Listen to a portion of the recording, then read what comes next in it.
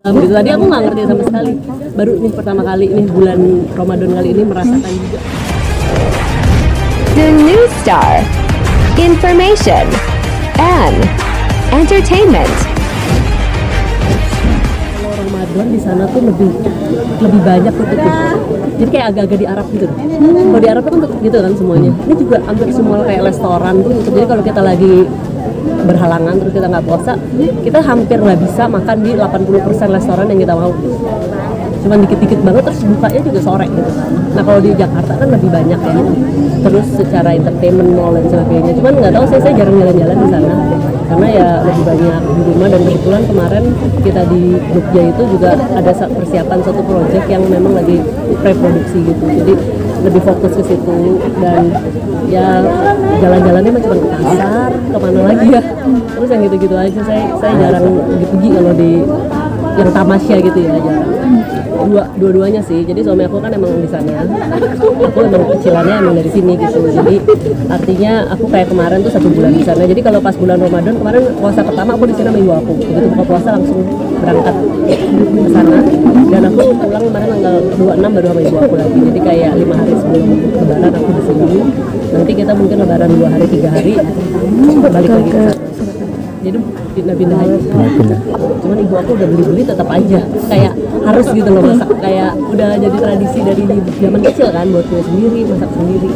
Kalau dulu kue tuh aku di keluarga kita tuh ada kue havermut, itu enak banget. Jadi dari havermut gitu terus dijadiin kue. Jadi bahan dasar apa? Oat. Jadi oat itu buat sendiri, enak banget. Kalau aku suka banget ya. Sehat kan karena bahan dasarnya oat. Terus kalau mama tuh mau kita beli apa, kadang-kadang tuh kalau beli tuh porsinya dikit-dikit. Sedangkan mama tuh kebiasaan masak tuh sepanci gede gitu. Padahal nggak habis juga. Kadang-kadang 3 hari makannya itu lagi, kayak nggak boleh masak, sebel kan. Kalau kita kan kayak pengennya besoknya udah beda lagi. Tapi orang tua dulu masaknya dikit aja yang sehari habis gitu. Tetap aja udah gitu masih banyak. Pokoknya mama tuh suka banget kan kayak lontong sayur apa yang itu kan kayak santan-santanan gitu. Nah kalau aku kan emang nggak terlalu. Jadi ya udah, tapi kan namanya momen Lebaran biasa aku sekali aja tuh. Nah besoknya tuh aku pasti mesen kayak yang lebih bening-bening kayak soto gitu ya. Terus yang nggak santun-santun gitu. Cuman ya menu utama itu ya pasti mama tuh kayak sayur labunya. Sayur labu tuh pasti buat sendiri, nggak mau lagi soalnya pernah beli tuh kayak kurang enak dan kurang banyak. Gitu. Tetap masih banyak ya? Iya masih banyak, harus kayak segitu tuh. Kalau rendang beli, kebetulan teman aku jualan rendang, jadi ya udah kita beli saling bantu juga. Terus kue kebetulan kita punya binaan di Majenang di Cilacap, kita kasih mesin kue dan alhamdulillah di training di SMK itu kan kejuruan tata boga kan sama marketing. Alhamdulillah buat 300 kue langsung sold out, terus masih menerima pesanan-pesanan. Jadi aku makan kuenya juga dari situ, dari SMK Karya Tuna Nusantara. Adik-adik yang kurang mampu dilatih buat kue. Nah, jadi tahun ini kita nggak buat kue-kuenya dari anak binaan kita SMK Karya Tuna Nusantara. Sejak kapan memberdayakan anak-anak SMA itu kak? Udah lama. Oh, tapi berarti tiap tahun kue dari sana baru terus? Sekarang, Oh karena mesinnya ya? Baru belum setahun nih, baru dikirim karena kan jurusan tata boga. Jadi kita mengajarkan mereka untuk mandiri. Kalau kita memberikan sumbangan bukan berbentuk uang atau habis berhenti di situ, tetapi bagaimana amal jariah yang sesungguhnya itu bagaimana bisa memperdayakan anak-anak. Misalnya kita memberikan bentuknya mesin dan itu dibuat sebagai mereka mata pencaharian. Nah, saat itu sudah ditularkan kepada anak-anak yang bukan hanya saja di Jakarta tapi cukup jauhnya itu dari Jawa Barat.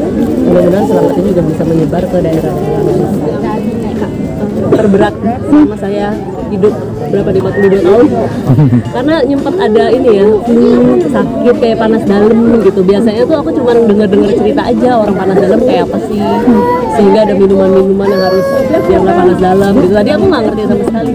Baru nih pertama kali nih bulan Ramadan kali ini merasakan juga kayak apa flu, nggak ada banget ya. Jadi puasa tuh bisa sampai nggak bisa sujud, sakit gitu kan kepalanya kan gitu. Jadi sebelum-sebelumnya tuh nggak pernah. Alhamdulillah baru sekarang agak kena flu pas di bulan puasa. Aku memang nggak pernah ke dokter sih. Jadi biasanya ngerawat diri sendiri tuh dengan ramuan-ramuan, minuman yang sehat, makanan yang sehat juga. Kebetulan nih ya, jadi selama bulan Ramadan ini aku itu pas sakit banget itu kayak asam lambungnya naik gitu ya, kayak aku tuh udah mau nggak boleh makan pedas. Aku makan pedas, suami itu udah ngarang.